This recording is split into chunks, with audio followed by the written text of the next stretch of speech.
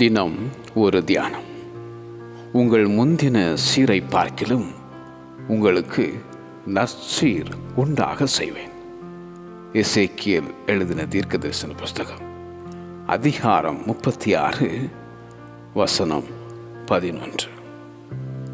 முந்தினவைகளை நினைக்க வேண்டாம், பூர்வமானவைகளை சிந்திக்கவும் வேண்டாம்.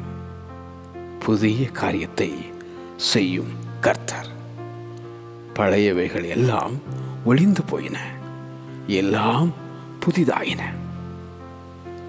சீர்குலைந்தவைகள் சீராக்கப்படும், நலிந்தவைகள் நலம் பெறும், உடைந்தவைகள் உருவாக்கப்படும், இடிந்தவைகள் எழுப்பப்படும், தோல்விகள் ஜெயமாகிடும், இழந்தவைகள் அனைத்தும் இரண்டத்தனையாய்,